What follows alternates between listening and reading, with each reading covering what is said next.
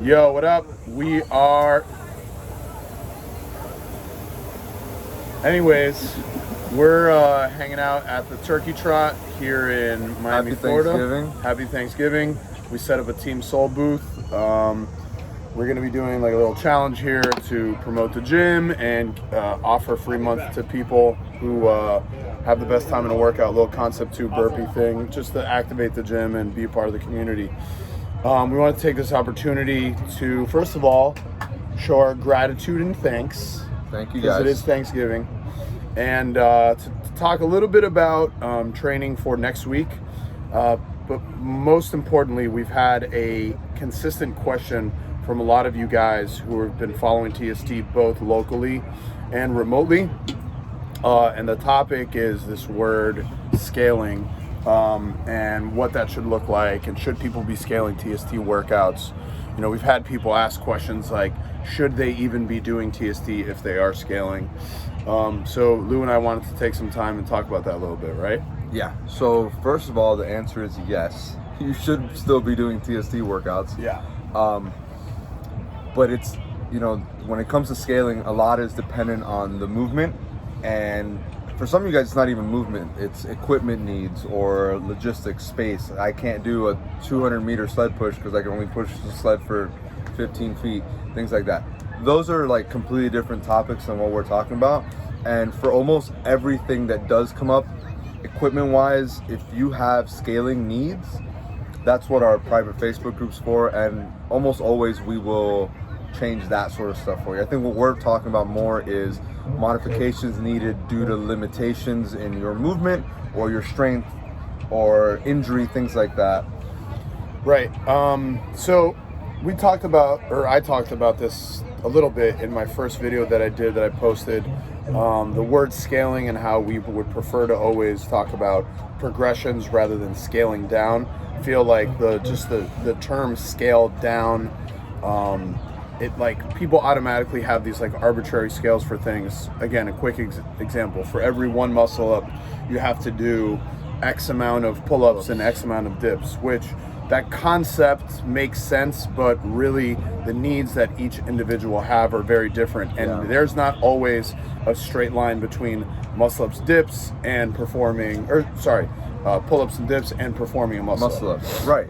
So there's a need for a little bit of love and catering to the person's specific and individual needs more than like, again, some of these gyms have like these arbitrary scale downs. For every one handstand push-up, you have to do X amount of shoulder, seated shoulder presses, et cetera, et cetera.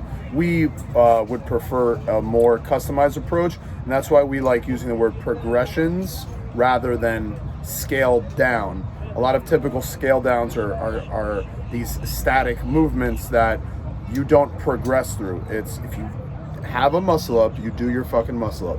And if you don't have a muscle up, you're gonna do X amount of pull-ups and X amount of dips.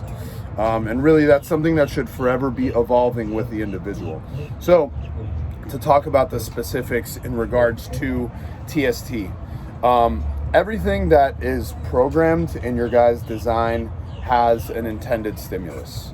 Whether that be something longer and slower, that be something shorter and more explosive, et cetera, et cetera. And that's even true in regards to weightlifting exercises and strength training exercises and gymnastics exercises. Yeah, every workout has a stimulus and it has an energy system we're trying to train, or a particular regional part of the body we're trying to work more. Whether it's like repeated exposure for squatting or hinging movements or pressing overhead, there's always a stimulus. And I think the biggest thing when you look for your progression is to maintain that stimulus. Right. So let's take this for an example. Lewis and I were just talking about a workout like 30 muscle-ups per time, which is a very competitive benchmark that most competitors should have done at this point in their training career. To keep it even more specific, we talk about the battery piece we just had last week. They had 2 rounds of 12 bar muscle-ups per time. Well, bar muscle-ups in the rounds, right? 12 was the rep. For some of our better athletes, those are going to be unbroken, right? So those battery pieces, what's the like design stimulus there? We're trying to work your barbell movement or you're lifting under fatigue. Right. I mean, we're really focusing on efficiency in a very fatigued state. So if you are the type of athlete that needs to do 12 singles on your bar muscle-ups and it takes you 3 minutes, even if you break it up into multiple doubles, is still you're still not going to tap into the desired stimulus. Right. You are not getting the same stimulus when you approach the barbell again as someone who did it as, in 2 sets of 6. Yeah. Right. The time domain is completely changed on that. And that's what we're talking about. We're talking about keeping the stimulus the same. Something that's easy to conceptualize is like, the use of CrossFit benchmarks. And now what's becoming very popular and trendy in our sport, it's been happening for a while, but is like doing heavier benchmarks or doing a benchmark with a weight vest. We have one next week? Yeah, we have running Diane next week. If you have to do running Diane and you have to break up your handstand push-ups and or deadlifts into multiple singles, doubles, triples, you are not going to tap into the desired stimulus of running Diane. The same thing goes for Fran. If your gym or your program design is going to call for heavy Fran and you're insistent on doing heavy Fran and it takes you 15 minutes, you're not really doing heavy Fran. You're doing a lot of heavy thrusters and a lot of pull-ups really fucking slow. And that is just not the desired stimulus. So in regards to scaling or progressing or coming up with different modifications, yes, we absolutely expect people to do that. Not only do we expect them to do that, but we highly encourage people to do that. It's funny, especially if right now, if you consider the cycle that we're in, the phase in our training when we're preparing for high volume competition, we have some folks that are, they're going to do the intermediate division or they want to do the scale division at Wadapalooza, and we catch them in the gym doing a lot more volume than is prescribed, doing prescribed workouts and doing them slowly, adding long sled drags, adding high rep, just long cyclical workouts to their training protocol. And what they're doing is just moving longer and slower.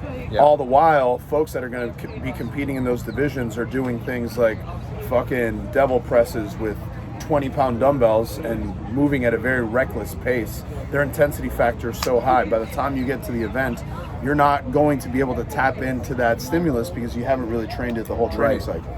Yeah, if you guys have ever done a scaled event or Wadapalooza as an intermediate, you know that because the weights are lighter, because the gymnastics movements are less complex, the movement and the intensity is way higher, it's way faster. Workouts are much shorter. And to Danny's point, if you're doing some of these workouts and you're not scaling them and doing them at the intensity we're looking for, you're doing yourself a disservice big time on that. So to summarize it all, we very much encourage you guys to find modifications for everything if you're unable to tap into that desired stimulus. And I know that's not easy for all of you. Some of you guys really aren't sure what's best. That's what we're here for. Feel free to post questions in the Facebook group. We always respond on there, and that's it. That's it. Just be mindful of your training this week.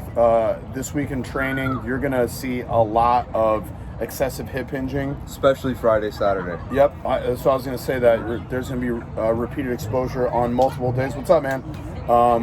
And something that I'm more curious to find out as I was writing notes for some of the athletes that I handle personally last night is, what do you feel in some of these hip hinging workouts? Do you feel like you get dizzy? Do you have are you reporting that typical I feel like I'm dying? Is it back fatigue? Is it just plain old back fatigue?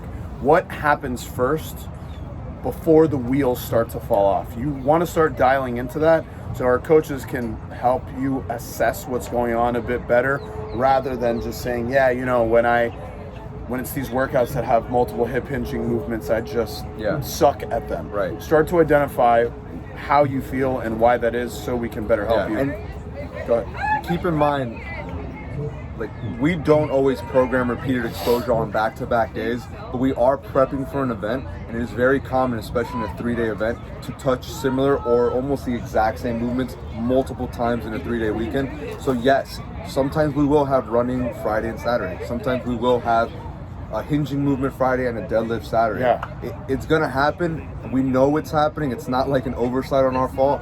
We're prepping you for these 3-day events. Yeah, it's definitely not an ideal training scenario and environment, but there is, again, a desired stimulus and an intention behind doing so.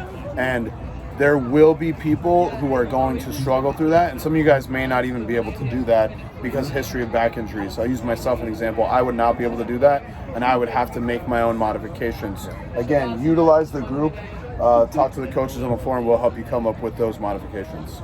Anything else? Bye. Bye.